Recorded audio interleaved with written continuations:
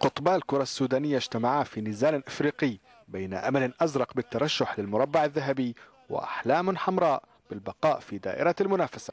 لأن الانتصار هو الغاية لدى كلا الفريقين، ساد الأداء الهجومي منذ البداية مع تركيز واضح للمريخ لتفادي الهزيمة، فكانت الكرات على المرمى الهلالي متوالية والحارس المعز محجوب يتصدى، وذلك أثار علامات القلق لدى المدرب كامبوس الذي طالب لاعبيه بالتقدم ومحاولة هز الشباك قبل فوات الأوان. الهلال أرسل علامات التحذير قبل أن تأتي كرة ديمبا لترسم علامات الفرحة الأولى للجماهير الزرقاء.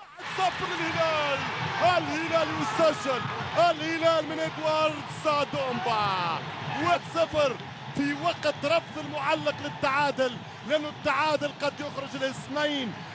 لم ينجح المريخ بالتعويض في الدقائق التالية لينتهي الشوط الأول بهدف دون رد لمصلحة الهلال. أوضاع المريخ تأزمت مع بداية الشوط الثاني بعد أن طرد الحكم المدافع أحمد الباشا إثر تعمده الخشونة. رغم هذا النقص العددي فإن المريخ أدرك التعادل بكرة من بدر الدين قلق خدعت الحارس محجوب في الدقيقة 63. إنه الكوكب، إنه البدر، هدف رائع، يسر عنه المحجوب، يسر عنه محجوب. مش أجرى مدرب المريخ محمد عبد الله مازدا تبديلا بخروج إيدا هور ودخول وارغو، فزاد ضغط الفريق. اعتماد الهلال كان واضحا على التصويب من بعيد مع غياب الرقابة المطلوبة من المنافس، فنجح عمر البخيت بتسجيل الهدف الثاني. يا هلال لا تبتعد أيها الهلال، لا تبتعد أيها الهلال.